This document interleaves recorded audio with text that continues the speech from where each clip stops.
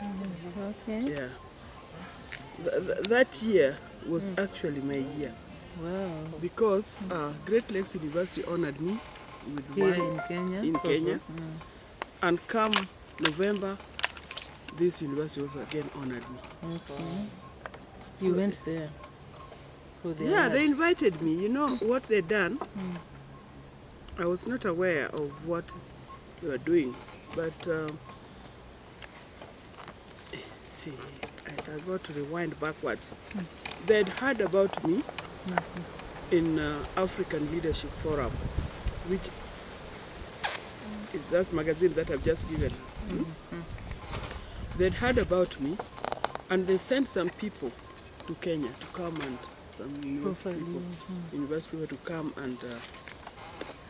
and just follow what I was doing. They didn't talk to me. Me, I didn't see them. But when they went back, they said, yes, she can be honored with that.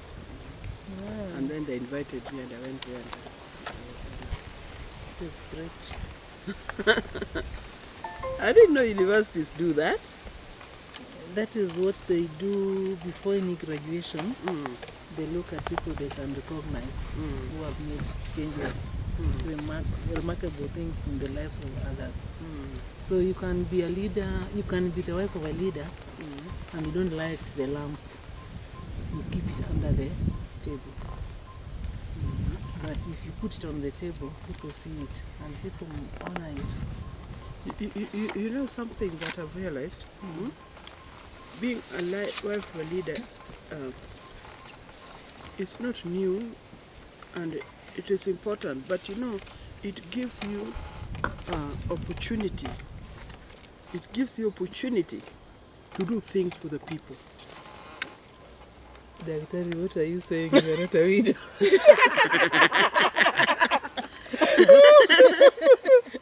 But I was then I was a widow. You see, you see, you people. You see, this time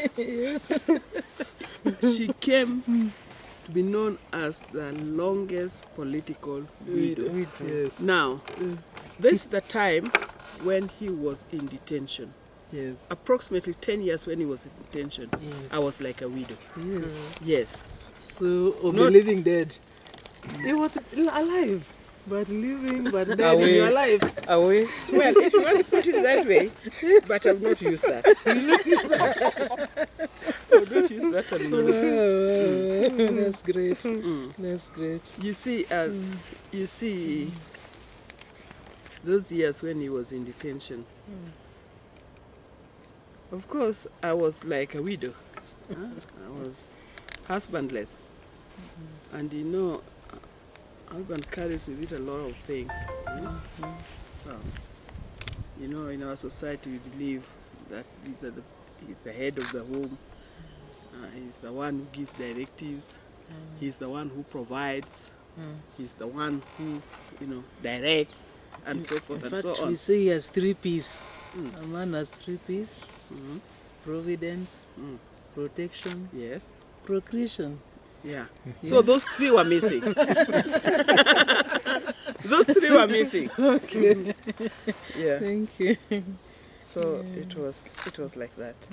So what are the things? What would you want to know from me? I'll start give the chance to Agnes, Aggie. because ours is lighter Aggie, what and do you more want? important.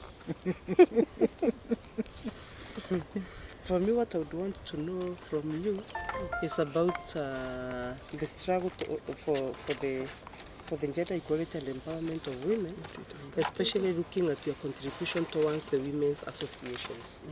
Yeah. And what we are looking at is we are looking at the role that you played, maybe in the establishment of the associations, and also ensuring that women are well represented. Let me tell you, it just doesn't happen. It begins from somewhere. So it just didn't happen that I woke up one day and I thought, oh, I should do something about it. I should establish women organization and do something. There are things that happened prior to that. You look at the whole person, right from childhood.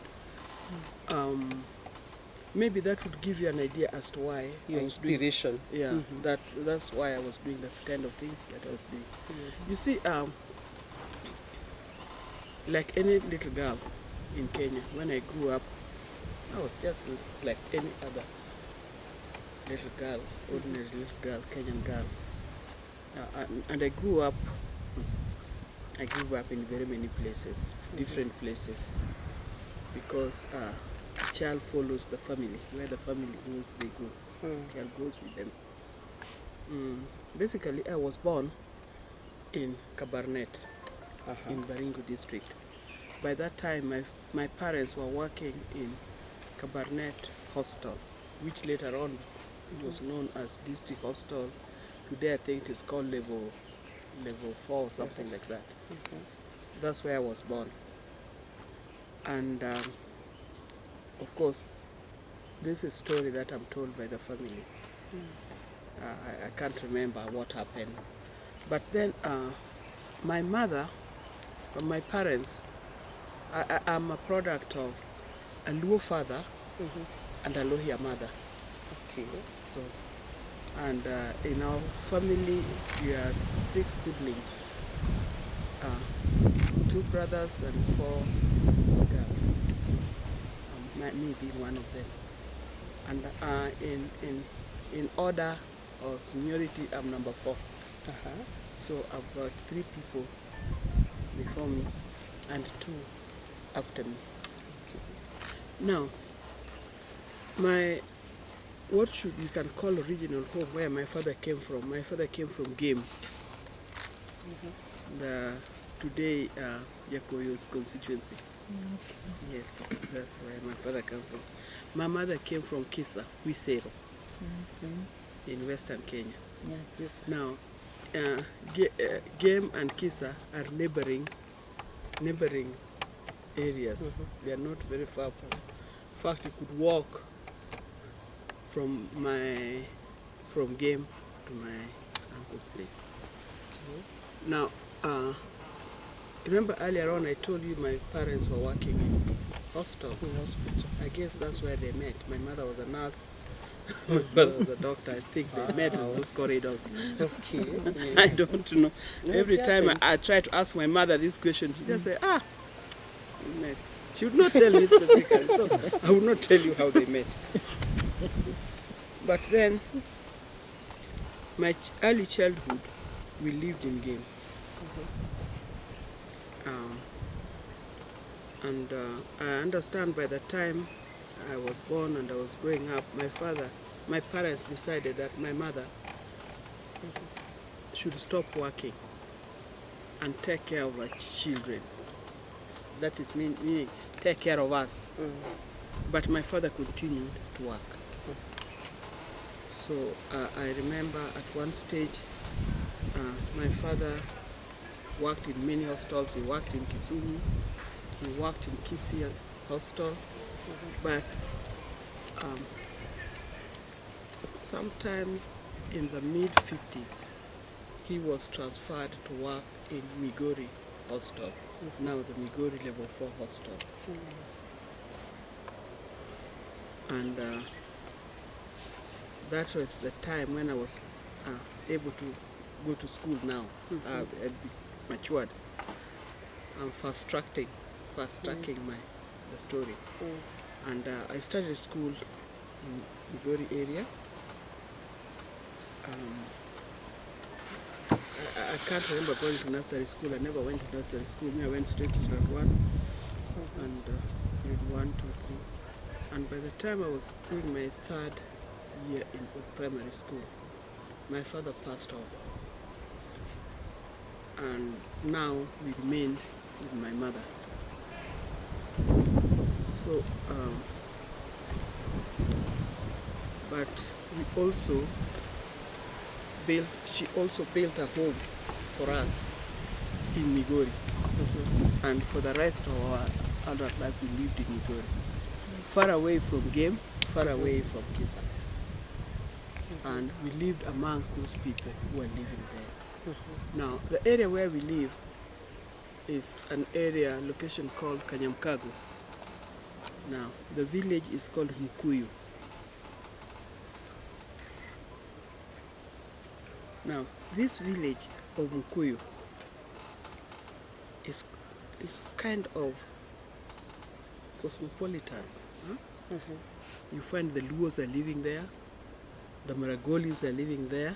I know David liked that one. These people are there. No wonder Jeanette is an MP of that area. Of course, there were Indians, and there are many people. It is like a settlement area. That's where I grew up. And as I was growing up, from that time, we were being brought up by my mother. So I observed my mother. I would say that my mother is one of the pillars in my life. She was a strong woman with a strong resolve. She refused to marry again. She didn't marry.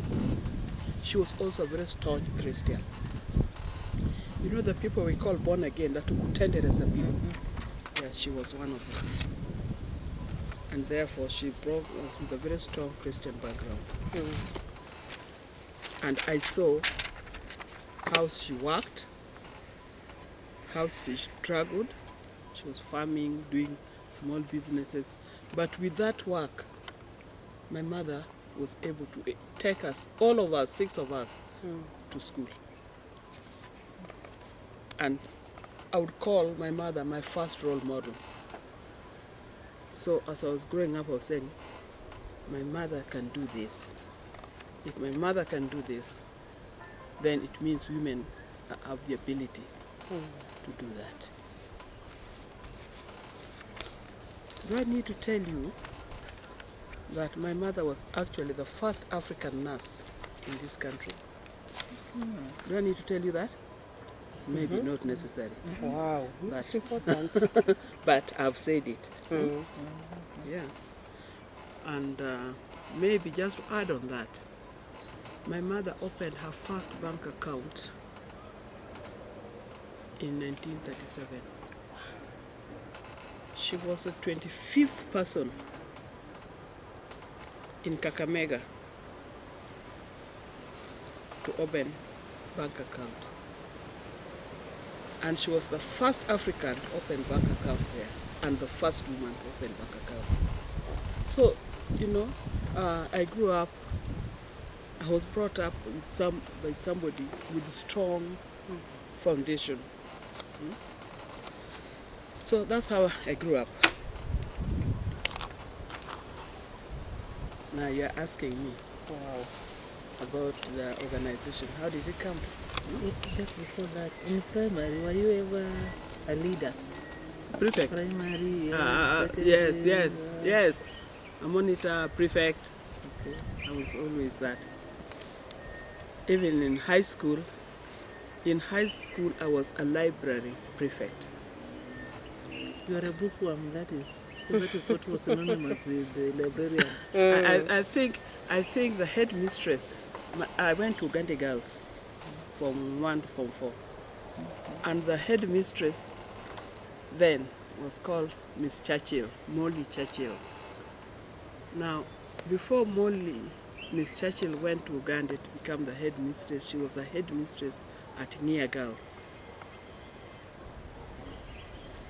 And my eldest sister went to school at Nia. She was my elder sister's headmistress. So when she saw me, she decided to make me a library prefect. And I liked that because I made sure that every new book that comes, I read it first before everybody else. Wow.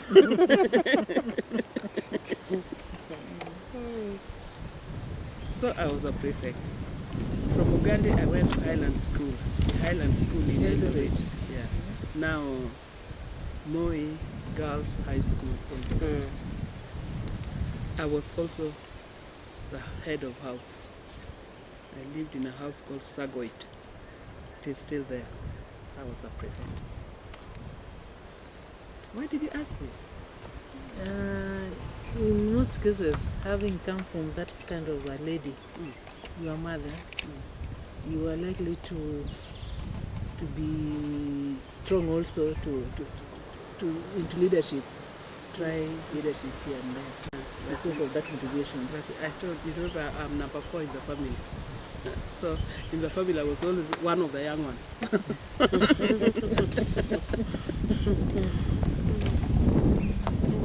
So it's one of the young ones. You want strong values that are observable. Yeah, because even in schools that's what they do. They just look at the student, the way you handle yourself, and they say, this one is a lead. You're given responsibilities. And yeah, it must have helped me somehow. Yes, you've been too quiet. No, actually, I just would have preferred if you could have continued with the story up to high school and how you now eventually got married. So in the flow, we continue with the flow. Okay. Okay. So, where did we reach? Highlands. You are now in Yeah, Highlands. Highlands. House. Yes. Yeah. I went to Highland School. Then from Highlands I went to University of Nairobi. So Highlands, you went for A-levels. A-levels from 5 and 6. Then I went to University of Nairobi. I did BA with education. And from there I In became which subjects? geography. There used to be a course called 311 where you do 3 subjects as the first course, first year. Then, of course, the best in the lot do 1 subject now in second year and third year. Yeah. It was called 311. Okay. So I ended up just doing geography, and education was optional. But I carried it because I thought at the end of it, I may need education if I'm going to teach. I need to know something about education as well. Okay. Yeah. So you're a trained teacher. Yes, I'm a trained teacher. So that's how it is. So where did you teach after graduating? After graduating, I taught for 1.5 years at Highway Secondary School in Nairobi. After which, I went to Kenya High. I taught at Kenya High. Which year was this when you went From to Highway? Highway I did from May 1974 to December 1975. From January 1976, I went to Kenya High. So you got posting immediately after completing university? Exactly. In fact, by the time we were completing the university, our letter of posting were already there. Okay. You never used to tarmac or to look for jobs. And it was not only teaching. You know, you're invited here and there. Then you choose what you want. It was very interesting. And when I went there, I didn't know I would teach for long, but I said, let me start here. I'll do something else. But when I started teaching, I enjoyed the work. Okay, tell us your life at the university. How was it compared to today? What would you say? I don't know what life is like in the universities today, but I find them quite, I don't mean to annoy them, but I find them quite young and immature. Right now? With university students, I find them very young and very immature in terms of even the way they see the world, or even in terms of their behavior. I think maybe it's because they go to university when they are still too young. I think those 2 years that you used to use for 5 and 6 were actually years of maturing. And in fact, whenever people who went for 4, 5 and 6 higher, those were like years of preparation, pre-university preparation years. So that by the time you go to university, you are much more mature than now.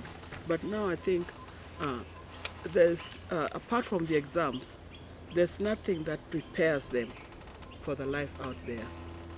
You see, you can even take our girls, even boys, in high school. Primary school, they are under the protection of the family and the school. In high school, there's that law and order.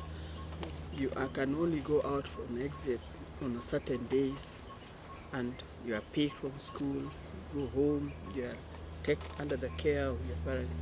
And then suddenly, some of them in as early as at the age of 16 or 17, they find themselves freelance in the university. And that freedom, they've not been prepared adequately to cope with that freedom that they are getting into at the university level. I think this is one of the reasons that, and then suddenly you can go wherever you want, you can do whatever you want, and they are just lost. The other thing I think I would blame is the curriculum these days. It emphasizes too much on academic work. You know, at the end of Form 4, what they're asking you is, what did you get? A+, A, B minus, C+. That's all what people are asking you. But you see, a human being is not only made of academics. Why don't we see, he got a B, but he was a good athlete, or a good basketball player, a good game, a good drama, good something else, something that goes with it. And because of this competition to get these grades, you find even the teachers only concentrates on academic work, very little on extracurricular activities. But extracurricular activities are also very important in the life of a child, because it helps them to widen their scope, and it also helps them to think properly in a logical manner. Now, where did you meet your man? In high school? No, I met him. At the university? I met him when I was at the university, after my first year. So you are the ones who are taking care of the freelance, like it is today? Yeah, but you remember, by the time I was meeting him, definitely I was over 20. I was not young. I had gone through the high school. I had done those 2 years. And in school where we were, you know, I remember from 5 and 6. If I had not done from 5 and 6, I think I would have lost a lot of things in life. I would have not known a lot of things in life that I knew in those 2 years. Those were years that actually helped me to mature. And those are the years that, these are the years that these young people now are missing. She's looking at me. Continue with your life as a married lady from the university. Well, I married A teacher. when I was finishing my 3rd year. Okay. Yeah. And it was good. We met in Nairobi through friends, relatives, and we liked each other. We dated shortly, then we married. And there, yeah. Then I became a teacher when we were married, and we lived very well. You know the kind of life as a young woman. and graduate from the university, you also want to excel, you want to do your things, you want to achieve.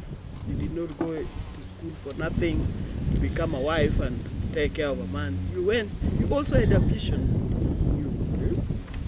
So I think we lived well, and in those early years, I think in my job I worked very hard because I wanted to also to bring in, to introduce even my students to something else, that life was not just money.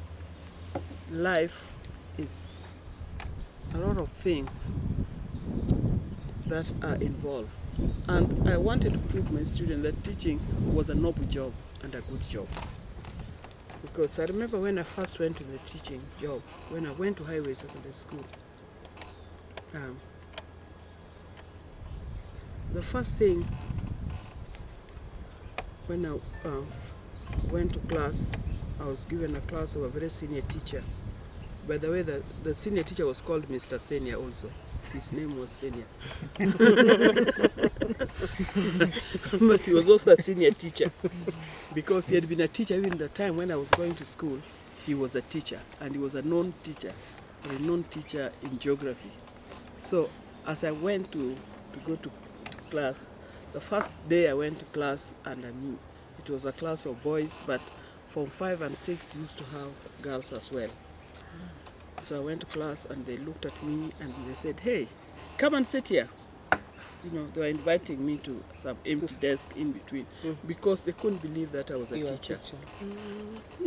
And nobody took me to class to introduce me and say, "Here is your teacher." There was nobody like that. I was just told, "You are going to teach Form 6 or Form 5 and the class is room, such and such a room." So I just went around. They're telling me, "Come and sit here." I said, "I'm not sitting there." And I went right in front of the class. Then they said, "That is for the teacher?" And I said, "Yes, and I'm the teacher." And they just closed their books and said, "You're the teacher?" What do you want to teach? I said, "I want to teach you, and I want to teach you geography." Some were even saying, "How old are you?" You know. Some were saying that. Some were saying, "Where are you from?" Then I said, "Okay, let's start from the beginning." I gave them my name. I told them, "I'm a teacher, but I'm a fresh graduate from the University of Nairobi." They said, "You've been to the university?" I said, "Yes, I've been, and I've passed, and that's why I've been brought here to teach you." Then they said, that's when they settled down to listen to what I was saying. Because during that time, there were also very few women teachers teaching at that level, particularly the African teachers. In the school, they had the Asian women, few of them, but mostly were men, and mostly were Asian men, because Highway Secondary School used to be a school for these color singers. They were mostly men. So I would say that we are some of the few pioneers in the teaching profession at high school level. So I taught there for 2 years, but I liked it so much. They came to accept me and they said, "You mean a woman can do it and an African woman can do it?" So it was good. We started from there. And they came to accept me, and they made my work also interesting, and I liked it. But really I wanted to go and teach in a girls' school because I wanted to give the girls what I got myself from a good school. And Kenya High School was a good school. Still, it is a good school. But I wanted to give them what I also got at high school level. So when I went Kenya High School, I had fun. I had a lot of fun with the girls. I gave them my all, and I gave them my best. So I taught there for many years until this tragedy struck my family. first tragedy of the attempted coup of 1982.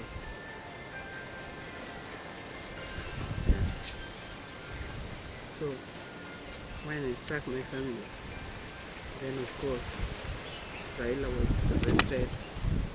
He was first charged with treason, then later on it was withdrawn, but then he was put in detention. And those were the rough years that you were asking for earlier on. At that time I had 3 children, Fidel, Rosemary and Junior. Fidel, the eldest, was 9 years old, Rosemary was 5 and Junior was 3 years old.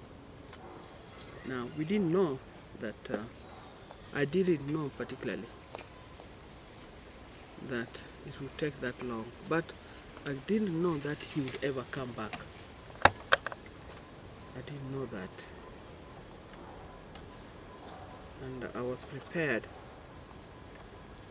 psychologically to do my best because I didn't know how long it would take. You know, the people who had been put in prison, political prison earlier on, remember the Kapenguria, the Kenyatas and so forth. They were there for 9 years?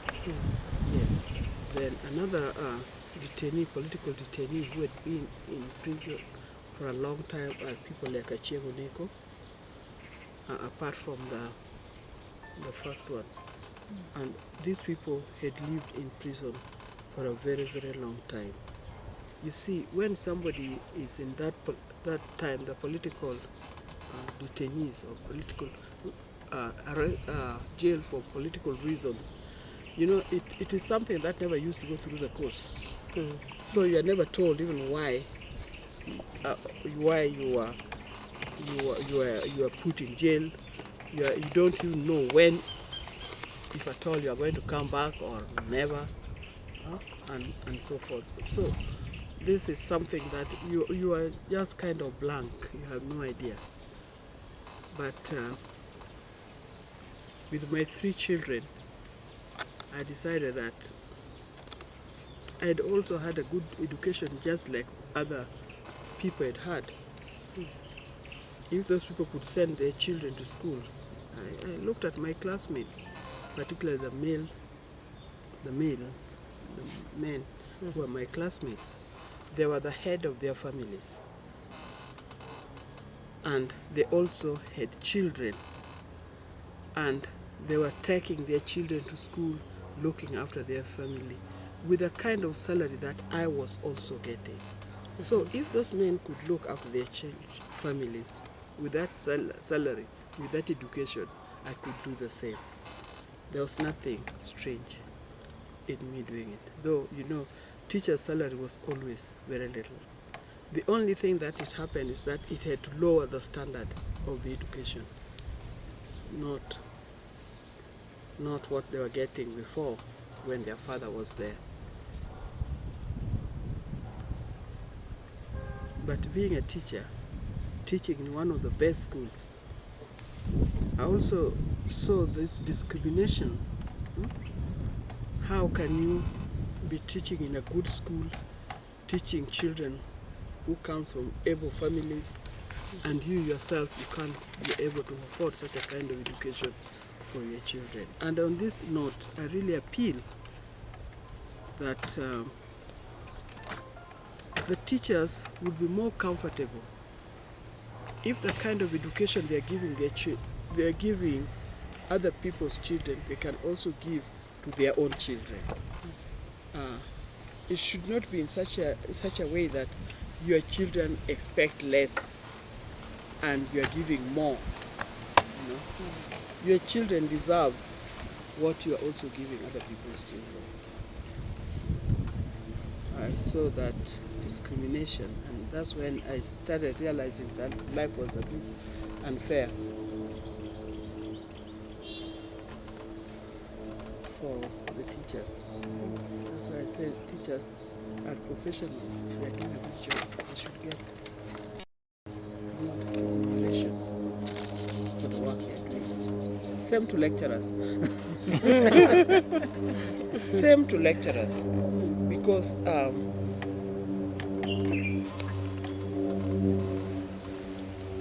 in the work that I've also been doing at Spectre. When I get East Africa Spectre, when I'm employing engineers, fresh graduates, the kind of salary they are asking for is far much more than what their lecturers who are teaching them at the university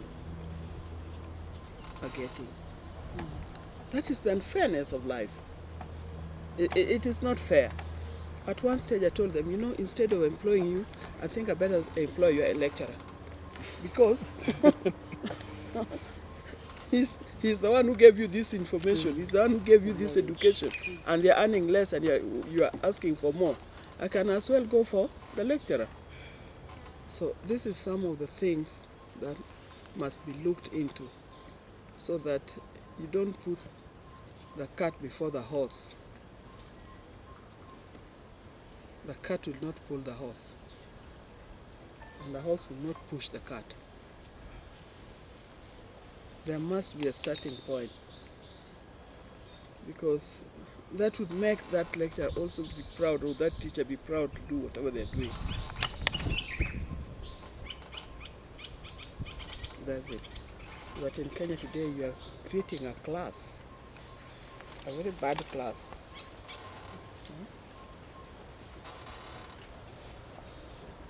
We better narrow the gap. The halves should not be too high there, and the majority of people are starving down here. Bring up these people, the majority, the people who are down there. Effort must be made to bring them up, and this effort must be in terms of, first of all, in terms of food. A Kenyan should not die of hunger because they've got no food. A Kenyan should not suffer malnutrition because there is no food. Surely. However poor we are, we must make sure that our people get food. In terms of education, I like that. Every child now, primary school education is free. But it should not just be free. It should be free and compulsory. Free and compulsory. It is not the parents decide whether the child goes to school or not. It must be compulsory. It's a must. I remember, maybe if I go what I remember, health services must be reachable, must be available for everybody. Every child that is born into this world has a right to live and to live comfortably. Every child born in this country, it should not be left to somebody's decision whether that child is going to live or not. They must live and live comfortably. They must get education.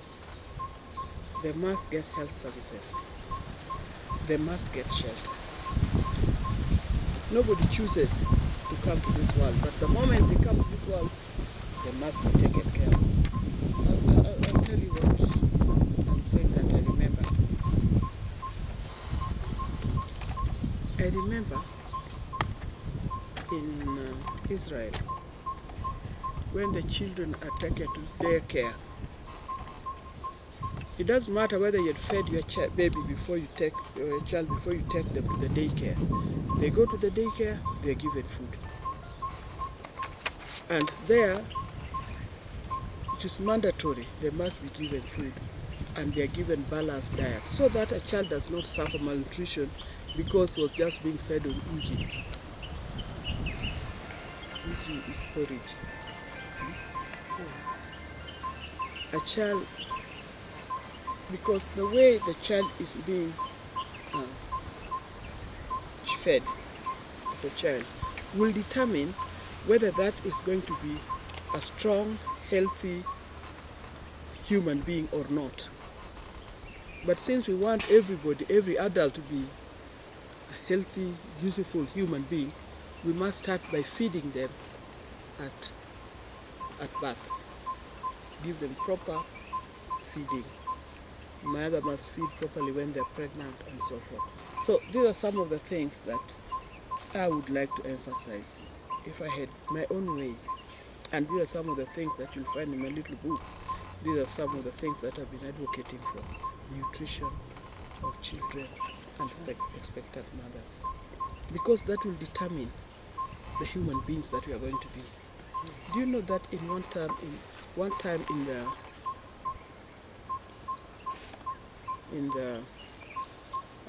in this century, this 20th century, one time it was being estimated by UNICEF that 49% of Kenyans' children were malnourished.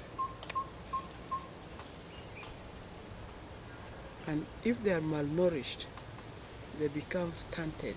Malini, you know this. Eh? Those stunted people, it doesn't matter how you feed them in the future. It doesn't matter what kind of school you take them to. Learning is also becoming difficult for them. They are too slow, and sometimes they are even fail to grasp what they are being taught. Now imagine, give them another 20 years, they become adults. So we'll have a 49% of a population that are stunted. What kind of society will we have? So we must start with our children. Proper nutrition for the children and education for every child. Once, and good health for every child. This will help them to grow. Okay. Now, you are now the wife of a detainee. Back to detainee. You are now Yes. living the lives of fellow teachers you were with, comparing yourself with them. Yes. How was it? Were you able to cope? It was difficult. You see, life was difficult, but not because of the low income that compared to what I had previously, that I was having. But life was difficult because of the system, the government of Kenya. The kind of, the way they were treating me was very harsh. I was always being followed to find out who am I talking to, where do I go to, who is seeing me, who, all the time. For example, I remember at times there was always car stationed at my gate. When I'm getting out to take my children to school, they follow me to school. My children are going to Conservative Primary School.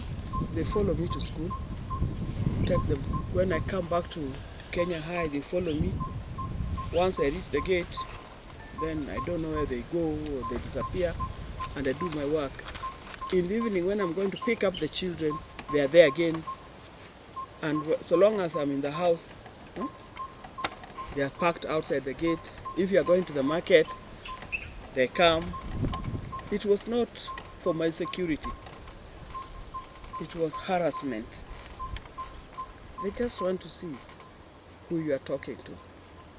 And they always believed that anybody talking to me was planning something bad for the government, or I was planning something bad for the government.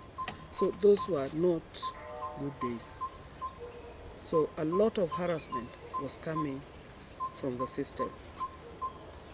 Otherwise, coping with life, I could cope. I could pay my bills, send my children to school, and do my work.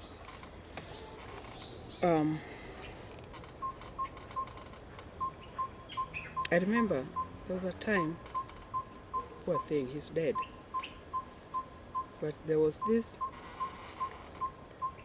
senior police officer in charge of detained and restricted persons.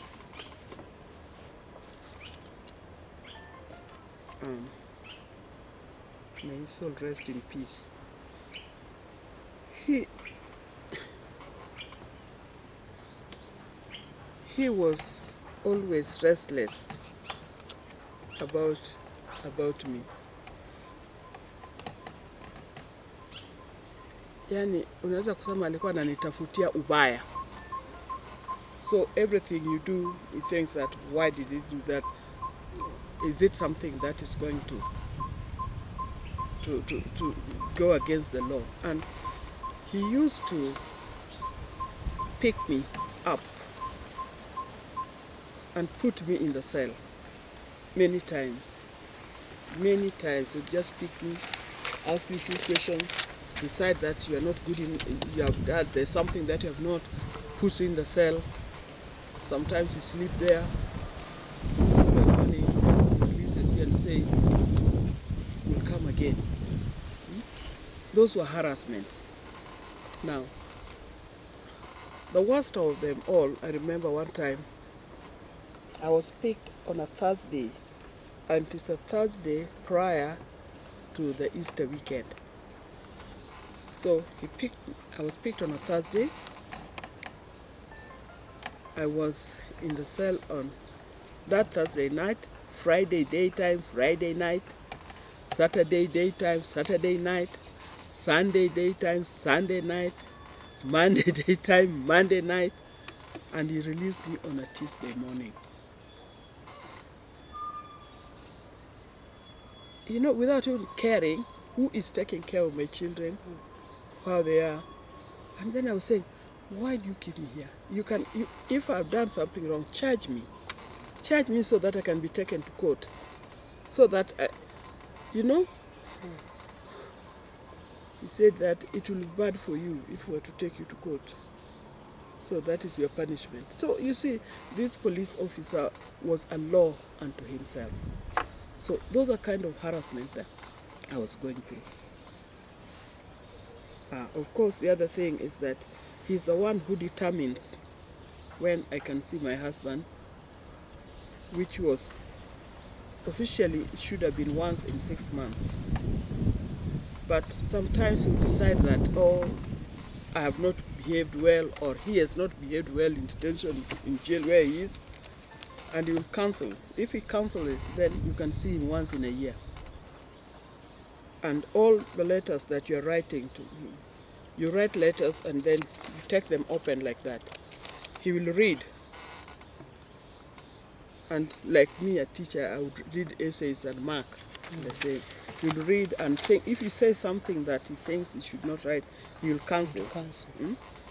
Then he'll say, what was this? Why did you have to say this? I said, the letter was not being written to you. I'm writing to my husband. You have no business reading it and cancelling one thing.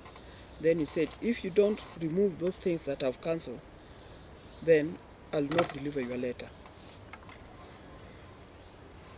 That was harassment, isn't it?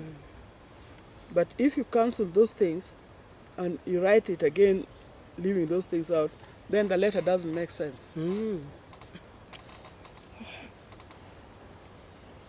And oh, why have you said this? Who is this name? So you can only talk about yourself, your children, and that is all. Talk about their schooling, and that is all. Don't even say anything that is happening. I remember when his mother died when he was in detention. And I went to him and I told him that I wanted to see him because I wanted to tell him about the death of his mother. They said, no, you have to go back and write a letter. So I went back and I told my brother-in-law, Dr. Guru, to write a letter. And he sent a telegram that took 3 months before it could have been delivered. So those are the kind of harassments that we are going through. And scaring everybody from you, including your relatives. You lead like a lonely life. So it was bad when people talk about detention. They only think about the person inside. But the people, these people who he lives outside, are also equally not comfortable. And of course the children will always ask, where is Daddy? Why can't he come home? What is happening? When is Daddy coming home? You said you went to see Daddy. Why, what is he doing there? You expected me to, what would I tell them? So that's what detention life was all about. So it came a time in 1988, in February, remember it was February 5th, he was released from detention. The first release from detention was February 5th, 1988. That was 6.5 months, 6.5 years after he was first arrested. Now, he stayed out for exactly 6 months. Come August the same year, he was arrested and detained again. And when he was arrested, this time I could not take it lying down. But I went to court, entered the habeas corpus. Habeas corpus was squaring that he is either released or he be discharged in court if he has committed an offense. And for that reason, because I was a teacher and I still took the government to court, I was sacked. My sacking letter came express, sacked, they're saying that retired in public interest. I don't know what that means, because I don't know which public said that retired this one in our interest. But anyway, I was retired in public interest. And that is the time when, that's how I left teaching, the job that I loved so much. So I went out, and there it was.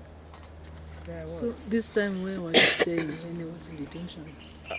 I was staying in the school compound. I was staying. So that time when I was sacked, in fact I was given a few hours to leave the school compound. I didn't know where to go, but I had to leave, and I left. And that day I went to a friend, somebody I knew, acquaintance, and I asked him. He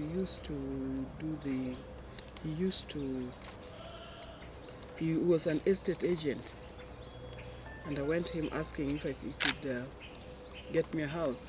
He showed me, oh, there's a house in somewhere in South B. Go and check if you can go in that house. You know, my letter of sacking, I was given at around 10 o'clock, 10:30 in the morning. And I was supposed to get out of the school compound by 4 p.m. Now, the time was too short for me, and I didn't even know where to go to. My children, of course, were in school.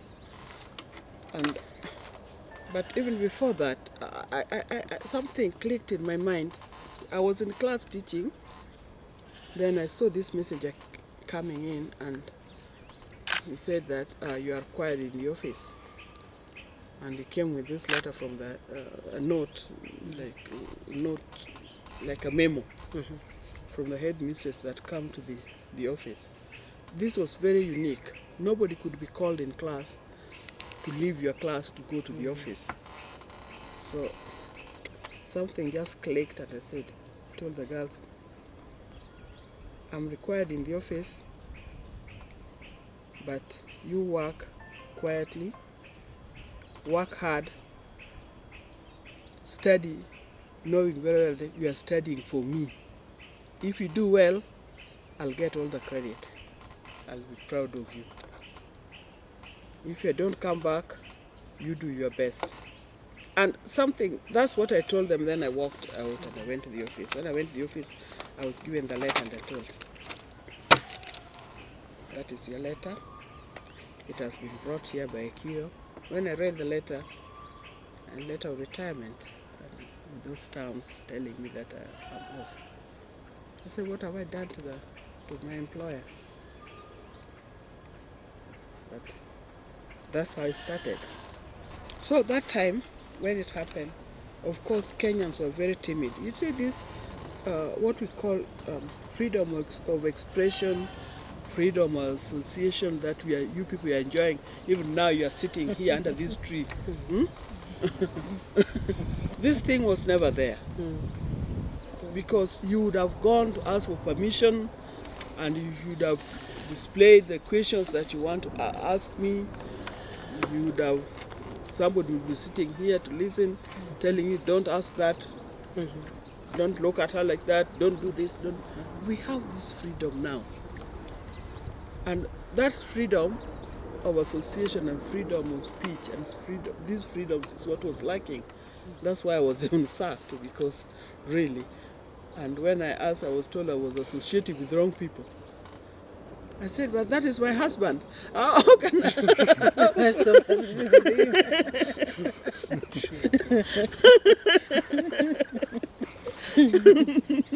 I was associating with the wrong people. The wrong people happened. One of the most wrong person who happened to have been my husband. So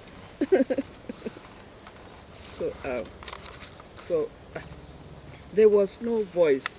I tried this NAT, National Council of Teachers, National Union of Teachers, KNUT. Then Ambrose Adongo was the Secretary General. Ambrose did not want to touch my case. They did not want to touch my case. Poor Ambrose, may God rest his soul in peace. He said, that had nothing to do with teaching. How could she have done that? You know, they did not want. And that is the union that should have protected me. Now, I went to Maendeleo ya Wanawake. The next thing I heard is that Maendeleo ya Wanawake had become KANU Maendeleo ya Wanawake. They could not even talk on my behalf. Now, was there any organization that could talk on my behalf? There was none. Nothing at all. That's when something came in my mind that I must also start an organization that would give women a voice, where women can express their voices, where they can say what they want and where they can do what they want. And I knew that to get this voice, to get this freedom, you need to tackle the political leadership of this country. That's how the idea of League of Kenya Women Voters came into my mind. And I want to do it in the right way. Say we can get more women to be voted in, more women become politicians through the ballot. Then they will be able to stand on behalf of their fellow women. The organization that fought for me in this country, I know, was the church. You know, those are the days of Reverend, of Bishop Muge, Bishop Okulu,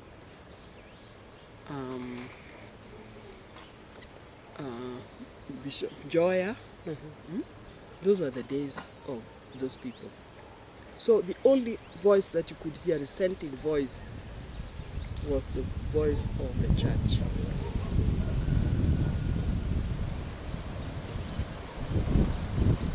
Otherwise, there was the Amnesty International or those other organizations, but locally here, nobody could dare talk or defend the so-called the dissidents. That's where we are coming from. Hey, I've done a lot of talking. Yes. No, it's important. Can I also get some water? Yes, Tell them to get get us some some water. Now, how was it in Kenya High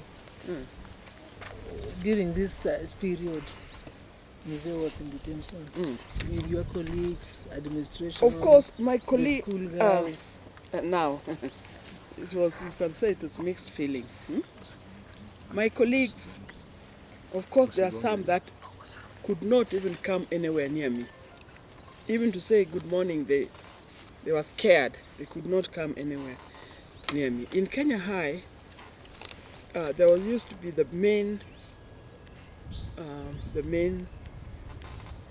staff room, but then there was a small staff room where if you wanted to walk quietly away from everybody else, you'd sit there. So to give them peace, I would sit in the small staff room and leave them in the mail so that they can be freedom. Of course, there are some people, some teachers who are actually praying all the time with me. Yeah? But then there are those who also feared coming. The girls, I think the girls loved me. As their teacher, they loved me. Though they could not express it, they could not say it. But I know they did. Now, I came to realize that they did when they started calling me Mandela, Winnie. They started calling me Winnie. Winnie's coming. You know? The reason why they are calling me Winnie because my husband was in detention and so was Mandela. Yes. They're saying, this one is our Winnie.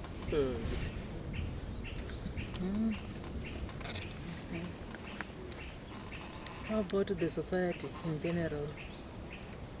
The women folk, the male folk, the villagers, your in-laws. Well, there was quite mixed feeling, but generally, people feared getting very close to me. Their relatives, friends, former friends, and so forth. Some of them I never saw until Raila came out of detention. In fact, some of them I saw them when Raila became the MP. They went for good. Those we call them fair weather friends, of course. When things are good, you see them. When things are bad, they are gone. They fly away.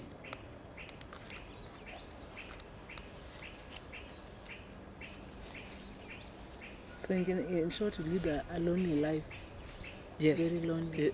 During those years, in the 80s up to early 90s, it was a very lonely life. But as a family, that's my children and I, we were very close together. And that's how we have been. Because even then, you better ask them, they'll tell you about the discrimination that they're getting in schools. They're also being discriminated against and shunned by.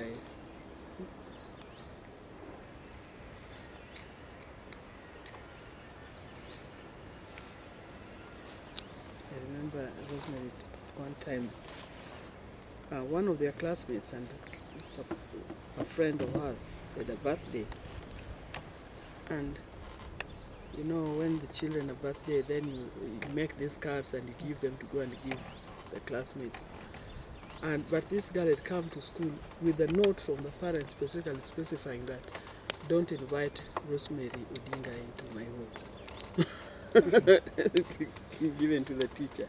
So when everybody was given, but Rosemary was not given. So she said. So, you know, that kind of discrimination. Because I realize even grown-ups do not understand. But don't think that it has ended. This discrimination is being done even today, particularly with the current politics that's going on. You'll find a child of somebody in opposition is being shunned by a child of somebody in government. We have created a very worst, terrible discrimination in this nation.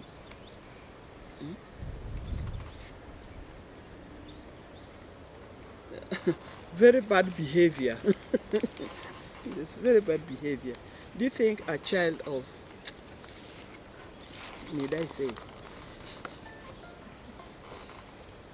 some of these parents, some of these politicians, when they scream and they abuse each other out there, and these things are shown in the media, television, imagine two parents, one in opposition and one in the government. One is abusing the father of the other one, and their children go to the same school. What are they? What are they teaching their children?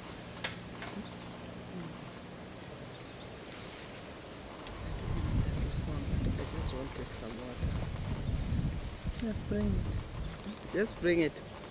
So this bad behavior which is creeping in is being done by the parents, the grown-ups. Now, when you keep on saying that, at what stage would you tell your child that even that other boy's father is a Kenyan and the boy is also a Kenyan? At what stage will they change the topic and say, now they are good people? At what stage? I think we need to change our politics. We need to mature and get it back to what it used to be. Politics of ideologies, not of personalities and name calling and insults and such dirty politics that they've introduced in this country. It is taking us absolutely nowhere.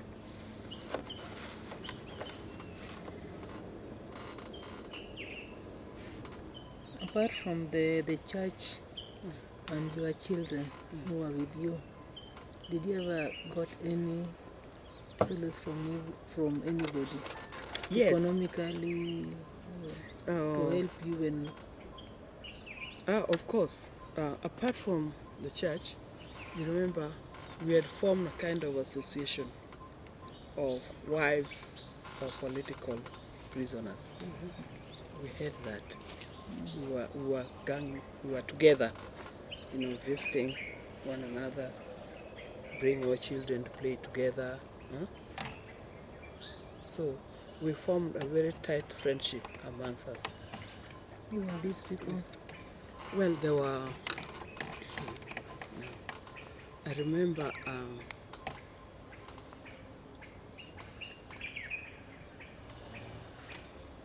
it is difficult because most of those families have disintegrated.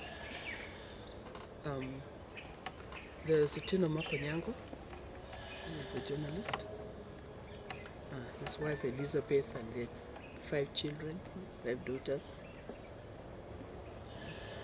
Then there was Alfred Otieno Osanya, he's a university lecturer. I think he's still Professor Osanya. He's still a professor at the university, chemical department, engineering department, I think. And then even this Wanyiri Kihoro, the wife Wanjiru, who passed on, and Wanjiru's mother. And there's Oyugia Kongo. Later on, there was Edith Matiba.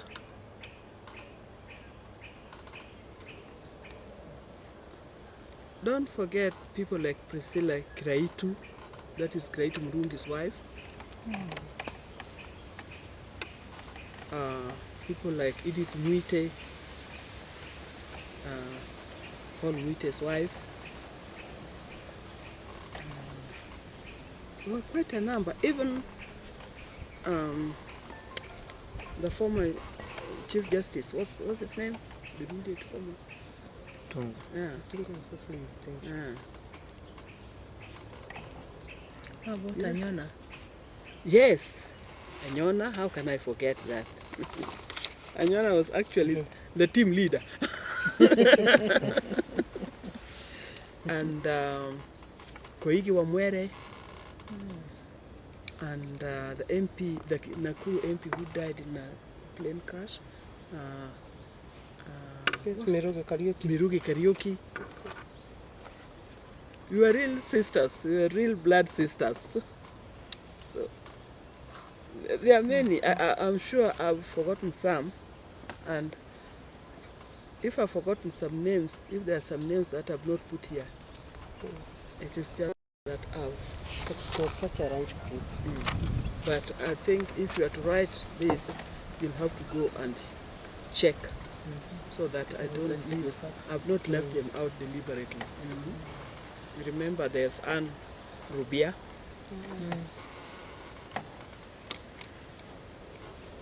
Haminwa. Hamina was at one time our lawyer, but he was also thrown into detention. Mrs. Haminwa has since gone. And Then there were people like Kamau Kuria, who was also a lawyer but also thrown in. There are many people.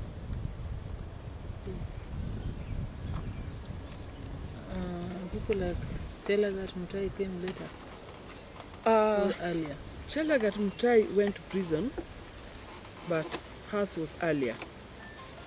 Chelagat Mutai was with me in school at Highlands. Yeah, and then the university.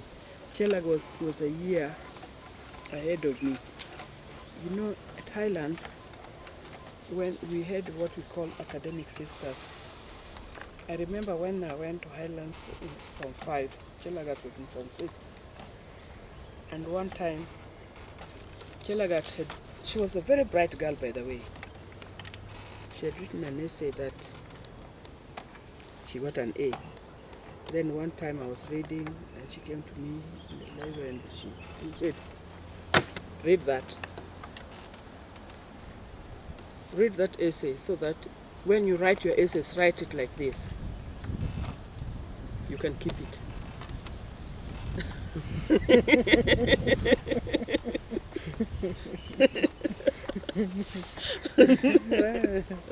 It was a strong character. Yeah, said, read that. You know, she was just giving orders like that. When you write your essays, write it like this. This is what you are here for. And then she walks away. But when she, she didn't take long because there was something that had happened in school and she was to be punished because she had organized, I don't know how Chelagat was doing this thing, she had organized to take the debating society to visit a neighboring school. And I don't know how she managed to talk to the driver and the girls and organize them and took the girls. So there was no permission to take the girls to that school and that. So when she was questioned, she said, I am the chair of the debating society. I can do what I want. But out of that, she was so annoyed, and I remember her beating up the headmistress. Wow. Yeah. It was such a chaotic thing. Chelagat was not a no-nonsense kind of person. So even us, we used to fear her. After that, she was expelled. She came back to do the exams. That was that term. She came back to do the exams, and she passed with A's. Wow. And she came to the University of Nairobi. We met again at the University of Nairobi. That was Chelagat.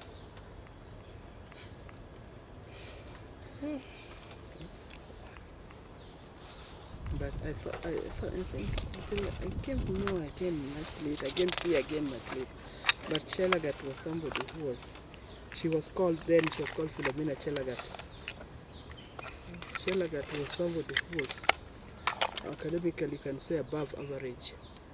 Types of politicians. Yeah. Was it registered? No. How were you meeting? Who would have registered us? It was a loose association. Yeah, it was a loose association. How were you meeting? And yet We you just were meet. surveillance. We meet in one of our houses. We come, and then we decide. We had a code how we transmit information, and we had code names. So they would use the code and say, then we say so and so's house. We are going there. Then we go. And I remember one time on New Year's Eve, we organized a prayer meeting at St. Paul's Chapel. This one near the university. And we just went there. Of course, we invited the press. But when we got there, there was no preacher. There were no speeches. We just sat down, everybody sit with your children, and you pray. In the end, we were all picked up. they wanted to know who organized it. And everybody said, I don't know. I just got a call that we are going to pray. And since it's a prayer day, just went. But we knew how to transmit information. Sometimes we all meet together. Sometimes we meet in cells. When things go bad, can meet 2 or 3 people. Or sometimes, depending on the situation. Did the priest avoid you by design?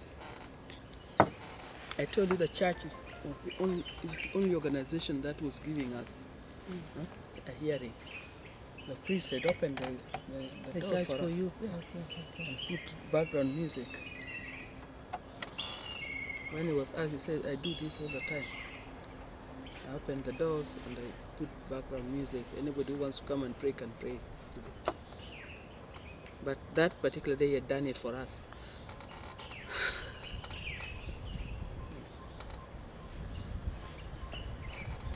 Who initiated this association?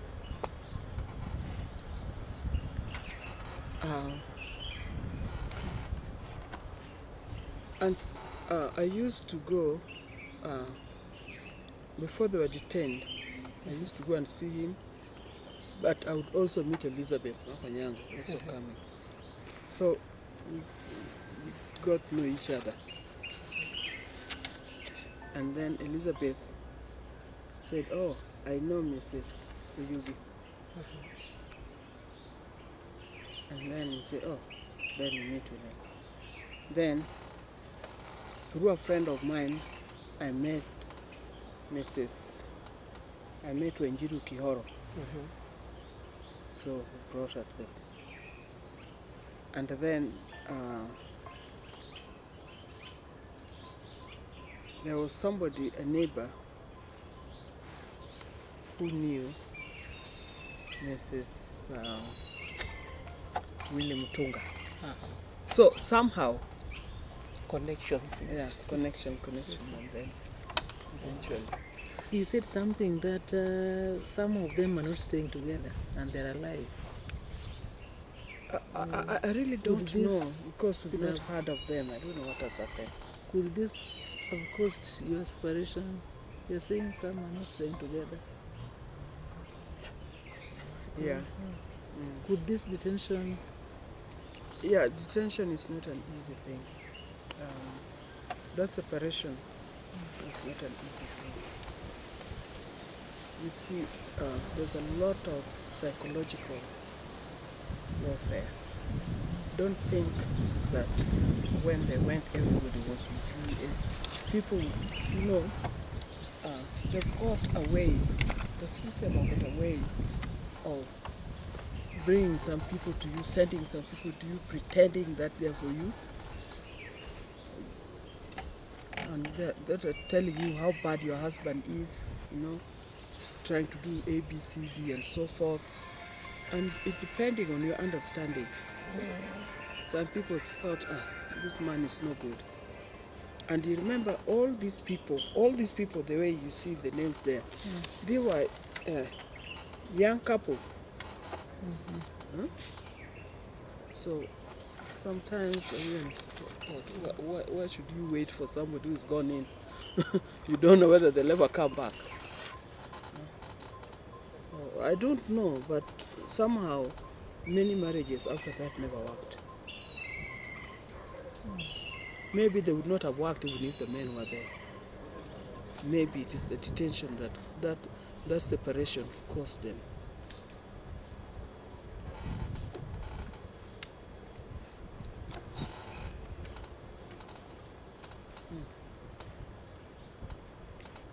Okay, so it wasn't easy. It was not easy. Okay. It was not easy. You see, I told you about myself. I resolved that I was going to leave, But maybe my colleagues, maybe some of them never resolved to that. me, I had something I could anchor my expectation to, you know. I'd seen my mother bringing up these 6 children with less education. Huh? Mine were only 3, half of what she used to bring up. And I had even university education. My mother didn't have university education. If my mother could bring up 6 children with less education, after her husband has died, how about me with 3 children, university education, with my husband in prison? Chances are you'll come back again. Yes. Yeah. Hers was a dead end, so it could be done. Look at somebody like Winnie Mandela. Those days, Winnie Mandela, was a powerful woman in Africa and in the world. Mandela was in prison for 27 years. If Winnie Mandela could still sing Mandela's name 27 years, how about me? I had not even done half of what Winnie had gone through. So it can be done. So Winnie inspired you in short. Kabisa. Kabisa. In fact, the time when I was having my little girl, my youngest daughter called Winnie,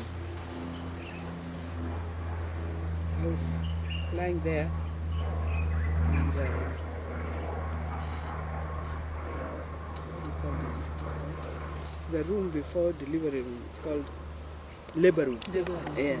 I was lying there in labor room, in labor in pain, waiting to give birth to my daughter Winnie. And I was watching the television. That is in early March 1990. I was watching the television.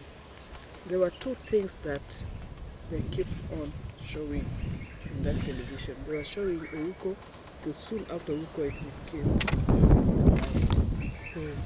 And they were also showing Mandela leaving the prison. That's the time when Mandela was being released. So I was seeing Mandela and Winnie. Mandela was coming out of prison for the first time. They were showing it live, holding hand with Winnie, and as he was walking out and waving with another hand and holding Winnie with another hand. And I said, hey, I'm just about to have a baby. This baby, if it's a boy, we'll call him Mandela. If a girl, we'll call her Winnie. Turned out to be a girl. And I called my daughter Winnie. It really spoke to you. It really spoke to your situation. Yes. Wow. So when the girl was born, she got that name. That is my Winnie. The post-detention child.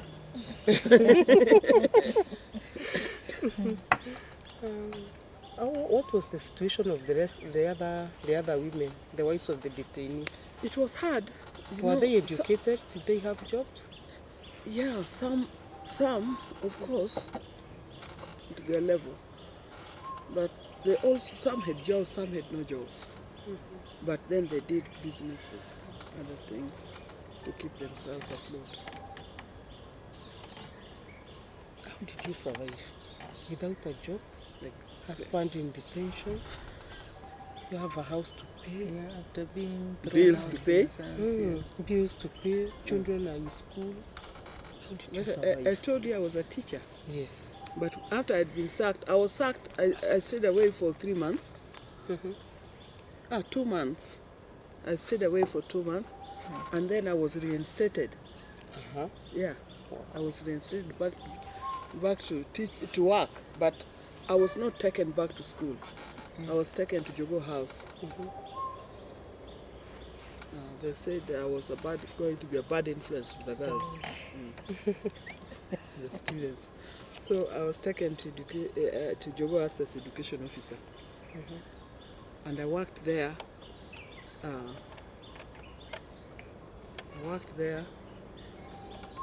For a while, for 3 years. And in early 92, around March, April, is when the mothers of political prisoners and detainees, remember that time? When they were demonstrating what is now called Freedom Corner. Yes. You know, I went to that meeting. There was one Sunday I went to the meeting. I went to be with them. It was, because they were staying there day and night, they were keeping me. Went there and I had taken tea for them, just tea, some breakfast. And when I was there, I remember sitting on the ground, on the grass, with Koigi's mother, and what's the name again? This guy of Nairobi, Kariuki. Kariuki's mother. And then there was also another person, another lawyer. He used to live in Buruburu. I know. This tall, They're tall. and we were talking, the four of us.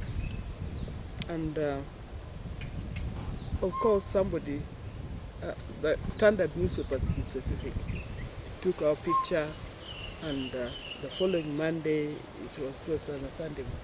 And the following Monday it was on the front of the newspaper, Standard newspaper, and written, the caption below it wrote, "The plot thickens. Odinga, the plot thickens. Odinga consoling with mothers of political prisoners." That was the caption that was written below the picture. Odinga Consoling mothers of political prisoners. By 1 o'clock, I had got my second sacking letter.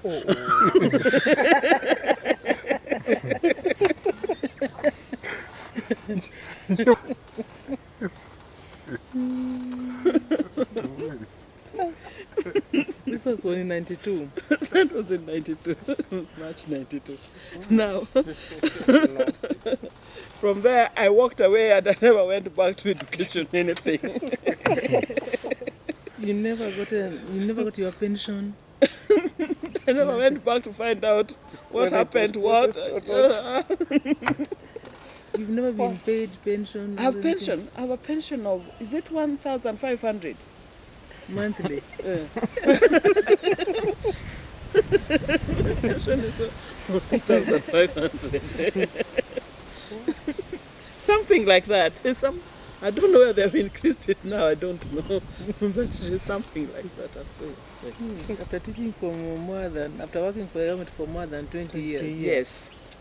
Yes. It must have been difficult for you. Now, you said now, after all this, you felt After all that, now I went straight, I moved straight to start the League of Kenya Women Voters. And I devoted my time to the League, to establish that organization and run it.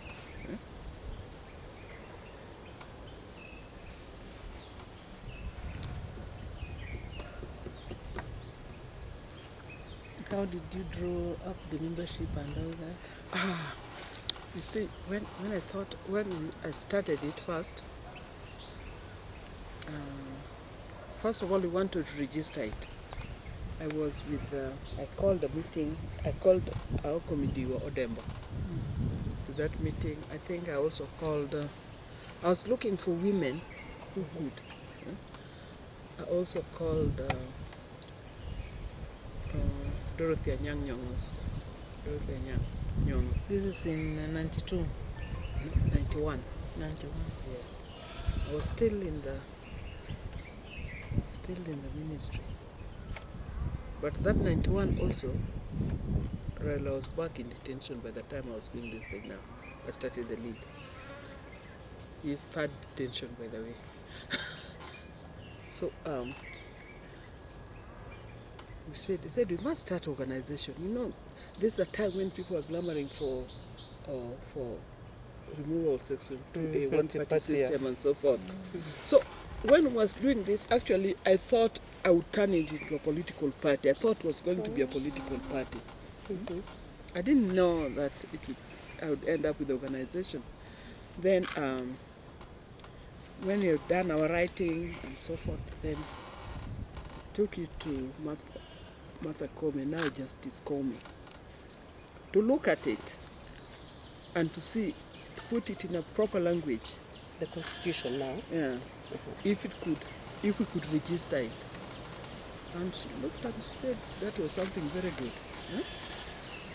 And Martha Koome invited Martha Karua, that Idah here started. Martha Koome was, by then, Martha Koome was my lawyer. Martha Koome invited Martha Karua and said, Idah started something here. This thing could be good thing. I said, okay. Then we invited a lady called, Jael Mbogo. Jael Mbogo. You know Jael Mbogo? Jail. Jailo. Invited Jael Mbogo. Jael liked it also. Then we invited women with similar mind. So, Terry Kantai, women like Terry Kantai. I invited Joyce Majiwa,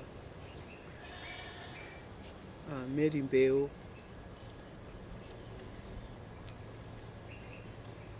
Invited many women. Then, women started coming.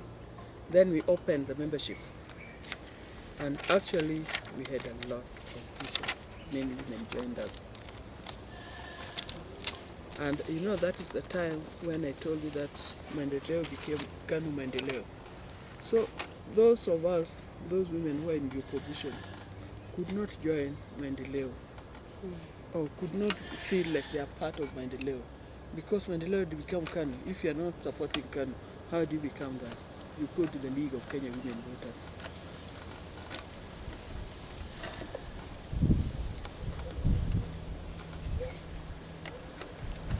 And so the membership grew and did a lot of work, a lot of campaign, and a lot of civic education, a lot of work for women.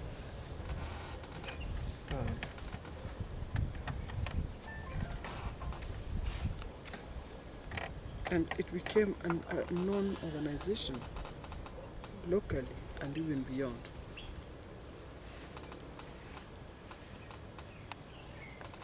Most of the women who became MPs actually came from that membership drive, that League of Women Voters. Of course, we also worked very closely with other women organizations like National Council of Women of Kenya. I wanted to ask you about that. Like FIDA. Yeah. Political caucus. Political caucus started after That was us later. also. But later, they also started later. We have those organizations.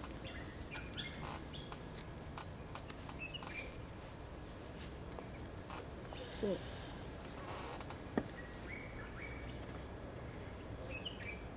I wish I could stop the recording so that I can also take a break. David, toa hii chuma yako hapo. Wacha sasa nichukue break kidogo. Okay.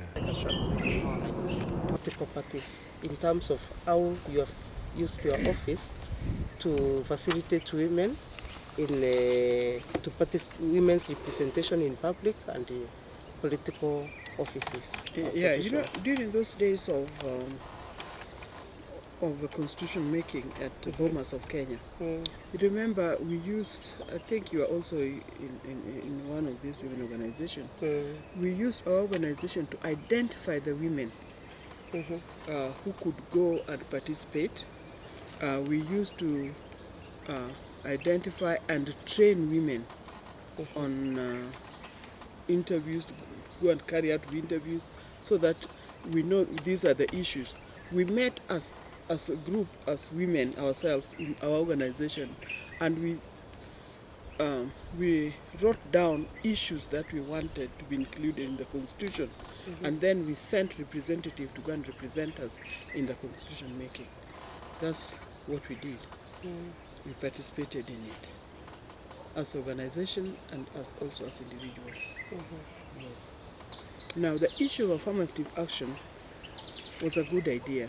It was first booted during the Beijing Platform Action in 1995. The aim of it is because it was required to give women a head start. It is not something that is permanent. Because, you remember we were used to compare our participation in politics and leadership. We used to compare like taking a race to one person with two legs and one with a one-legged person, while we are still hoping the two-legged person would have finished. So we said that women needed affirmative action to give them a head start, put them ahead. But then it's not supposed to be permanent. And that is why in many areas, particularly the MCAs, many of the women who are MCAs were not elected, were nominated. They've been there for 5 years, they've gained experience, they must have saved money for their work. So right now, we expect those women to go and vie for those seats or other seats that they will like, so that they use their knowledge, their experience to win those seats. And we hope they will do. But in case they contest those seats and they win, we would be very happy, because they would have created now, increased the number of women who become leaders. And if they don't win, it will be too bad, but we'll ask them to go and strengthen themselves and try again next time. Meanwhile, we'd like other people to be nominated, fresh people to be nominated, because you can't teach a child ABCD. Next year, you teach them the ABCD again, and the following year the ABCD again. Let them, if they cannot remember ABCD you taught last week, let them go and now try it on their own. But get a new fresh group, because there is no space that we are competing for. Is limited. And as limited, we want to reach as many women as possible. Therefore, you give them a chance, they make proper use of that chance, they endear themselves to the community, they show their expertise, they learn, and they move on. And in that way, we'll be able to increase the number of women leaders. And I've also noticed that most of them, many people, many women now, are going for this seat that is called women rep. Just because some of them think that the only seat that is reserved for women is this one of women rep. Now, it is true that only a woman can be elected there, but does not mean that we only go for the women rep. I've yet to see women who wants to become governors, even presidents. We had women in the past, we had women who tried to be, who contested. We had Ngilu, we had Madam Ngilu, we had Martha Karua, Wangari Maathai. This coming election, I don't know of any woman who wants to be a president. And even the position of governor, if we leave the presidency, the position of governors, Only Cecilia Barire.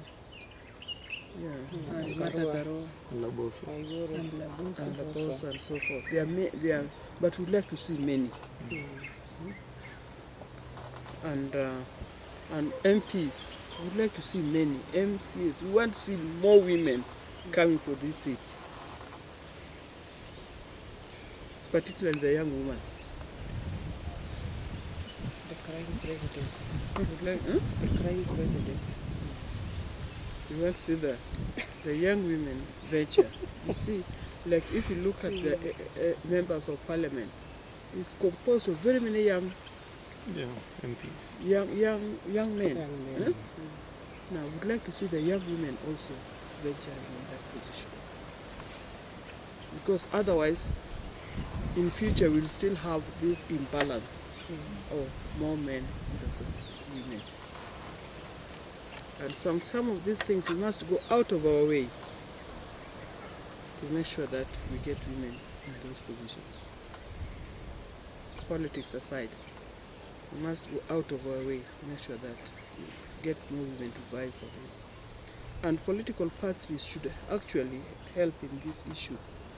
Political parties should go and identify every political party we know in this country.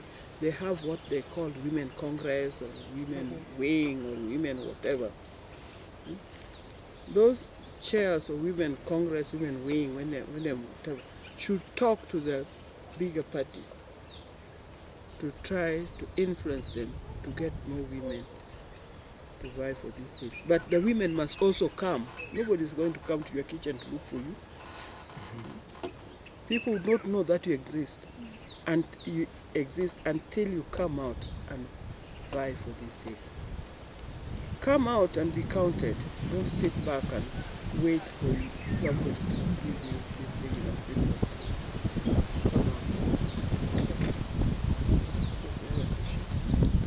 Together with that, on political parties, there has been this discussion that even in political parties, women are only in the wings or the Congress, but they're not in the mainstream. So when it comes to vying, I think in some political parties, women are only found in the wings. But the parties that I know, the political parties that I know, the women are at the center stage. Take for example ODM. Zani is the Secretary General now, and we also have a lady called who is one of the chairmen, chair of the party. Christine is there. I don't know, but I think in which all party is this, Christy? that's ODM. Oh, I don't know what's ODM. happening in other parties. Oh, chair. In Jubilee, we don't even have a chair. Yeah. Whether man or woman, we don't have they don't have structure. So you can't say they're there because there's no structure. They are making a lot of noise, asking people to want to know what God is doing, but they have no structure. They've never even had what is called membership drive. They don't even have. If you ask them who is the chairman of Kiambu in Jubilee, they will not be told because they don't exist. They only have the two party leaders, the party leader and the deputy party leader. In fact, that position of deputy party leader should have been given to a woman. That's when you know that they are actually also including women. It would have been nice. I don't mind. No, but it's true. We're just stating as one of the organizations that you've established to bring about to increase the participation of women In politics. Which other organization? Here. This one. The other organization I've been in, founder, the league is the first one. I've been in White Ribbon Alliance that aims to preventing maternal death. They are all here. They are all here. Yeah, for the purpose. Of course, I'm the founder and the past chair of League of Kenya Women Voters. I've also been a patron of White Ribbon Alliance Kenya chapter. The White Ribbon Alliance aims at preventing maternal death through initiating safe motherhood programs. Now, it is closely similar to what we call Beyond Zero campaign. That is, it's the name that differs, but the program is the same. I've been also a patron of Freedom from Fistula Foundation. That's an organization that aims in creating awareness of the causes and prevention and cure of those afflicted by fistula. Now, I've been the patron of Kenya Medical Women Association, Kenya Breast Health Organization. I've championed GAIN, Global Alliance for Improved Nutrition. I mentioned something about nutrition, particularly in mothers and young children. I've done the Integrated Care Pack program. Now, this one aims at integrating different programs. For example, malaria, diarrhea, HIV, these things are done together. The aim of this is that you don't go and talk to the women about HIV. Tomorrow you go back and you want to talk about malaria. You integrate them together and you talk about all this because the people they affect are the same people, the same women. Oh, of course, I'm the past chair of advisory board of Kenya Paraplegic Organization. Now, besides this, of course, I was a member of Council of Maseno University. I'm no longer a member, I retired from that. But besides this, I'm now doing a lot of mentorship of girls in schools and colleges and even universities. And of course, I do it through my organization known as Odinga Trust. So the struggle continues. We'll get there one day, but we are on the way getting there. And we want as many women to participate in these issues that affect this community and affect the society. What are some of the challenges that you faced in this struggle towards empowerment of women? Like the other day in December, I'd gone to talk to the girls in Busia County, and there are very many. Our girls are facing a lot of problems, challenges. You know, things that distract them from education, things that make them even leave school early, things that make them issues like early pregnancies. These are real big challenges on the girls. Now, dropouts, those other things, other reasons. I remember when my husband was the Prime Minister of Kenya, those challenges were there. I used to get very disturbed whenever the examination results came out, examination of KCP results and ESC results came out. Because you look at the list, like where, you know, they used to like putting like the first 100 best students. And you look at the list and you find that the girls are sometimes at 12% or 15% or the percentage was quite low. And that meant that the girls' performance is not the same as the boys' performance. And why was that so? There must have been. Then issues came out, and issues like, girls don't attend lessons throughout the term or throughout the month. They do 5 days in a month, they don't go to school, and if you add this 5 days in a term, they count 15 days. Surely if you miss class for 15 days in a term, you cannot perform like the person who goes to school every day, who has not missed any lesson. And the issue here was this issue of sanitary towels.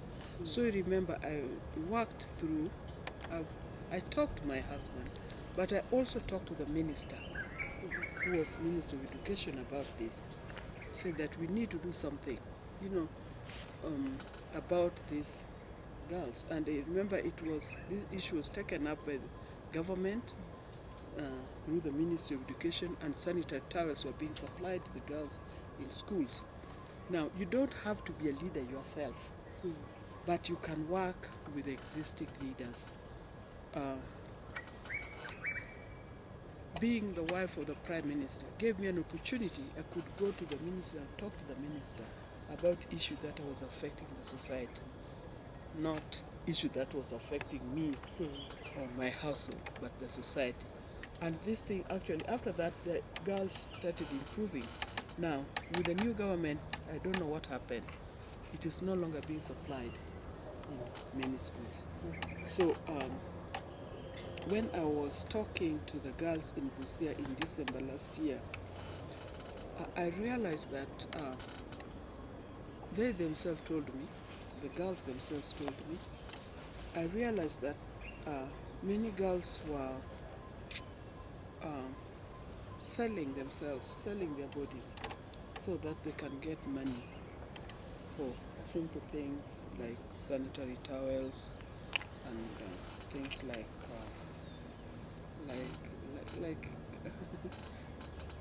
like lotion, hair care products, such like things. Because and you know, when they do that, they are endangering their lives. That's where the early pregnancies comes in. That is where the HIV/AIDS and such like diseases. So these are really hard times that these girls are going through. But again, nobody is talking to them about these problems. In school, it is not one in the curriculum. It is not one of the subjects. It is not taught in schools. At home, traditionally, we used to have grandmothers counseling. Now, those grandmothers now, the grandmothers of those girls are people like me now. Now, we are very busy, even busy grandmothers doing our things. We don't have time to talk to the girls. You know, the girls used to sleep in grandmother's house. Now, I don't have my granddaughters, and when you are a grandmother, you are not just a grandmother to your real biological children, but you are a grandmother to all the girls in the village. Now, how many grandmothers now have homes or houses where girls in the village could go and sleep and she talks to them? No, it is a breakdown in the society. So they are lacking that. So this thing is not being taught in school. It is not being taught at home. But I'm glad with the new with the new curriculum that is coming up. I'm glad Sally is here. Sally was telling me that sex education is going to be included in the syllabus, and therefore they will have to get it from somewhere. And that is when I was telling the border people to leave our girls alone, because border people are luring girls in sex. First money. Yeah. And you know, border are everywhere. Borders are everywhere. There's no rural area where you don't find border transporters. So it is not just girls in Busia, but girls everywhere in this country, because these people are everywhere. And I'm not very happy with the border. First of all, in terms of cost, it costs more to ride on a border than to ride in a matatu. And another reason why I don't like border is a proximity to your to the cyclist. To the cyclist. To the cyclist. Body proximity to the cyclist. And I told the girls this. Sometimes you have to hold him. Yeah, because there's complete drawback. Because even that sisterhood that we used to have of supporting one another is no longer there. Everybody is struggling on their own, or not struggling alone. And that is why many women are inventing shortcuts to position of leadership. And those shortcuts are very dangerous. You know, shortcuts makes even many women not be respected. Many women in leadership are not respected because of those who have taken shortcuts. You are just talking about nominated MCAs. How are they nominated? Who nominated them? Do they know the purpose for which they were nominated? Not all of them. Some of them don't know completely. And I've seen in one county, the work of nominated, what the nominated MCS are doing, members are doing, they wait when it comes to debate, when it comes to voting. They want to hear the voice of the person who nominated them first before they make that decision. That is not independent. And then most of them are gang up to fight the elected leaders instead of supporting them, because they are there to support, to add value, not to unnecessarily disagree all the time. I remember like in Bomet, there's a time the women were anti-gazetted because the appointing authority wanted them to fight Governor Ruto, which they did not do. So they were anti-gazetted, Yes. and new ones were Were appointed. appointed. So even after appointing them, I hear they support Governor Ruto. So it was like whoever did that was doing some job. work. Job. Yeah. So maybe the last, this but not the last, maybe in terms of now this struggle for women's movement, what can you say are some of the lessons that you've learned, and maybe that can also help us now to take the debate forward? Well, what I've learned is, I've learned many lessons in this. One thing I've learned is not easy. It is not even easy to convince your fellow women that they can work together, they can do this. Sometimes women focus on things that really do not matter when they work together. But we just appeal to the women to make a deliberate move to work together and to work with the other fellow women. It is not something that is inborn, but you make a deliberate decision to support and forget all other issues. Because what we want, in the bottom line, what we want is the women who can perform, who can deliver, not just the women. And it is a high time again that women stop campaigning on the basis that I'm a woman, elect me. You say, I'm a woman, yes, but I can do A, B, C, D.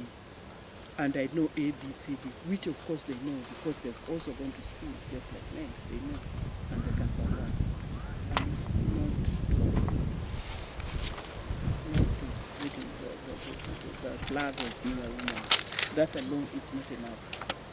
And once they're there, they must go out of their way to do work and support their fellow women. So tumemaliza. Mwalimu, Yes. give me marks. Above average. 98%. Yes, close When to I was in 100. school and you write above average in a report from above average. No, I'm giving you now specific. Excellent. Even excellent. Idah has performed well. However, she needs to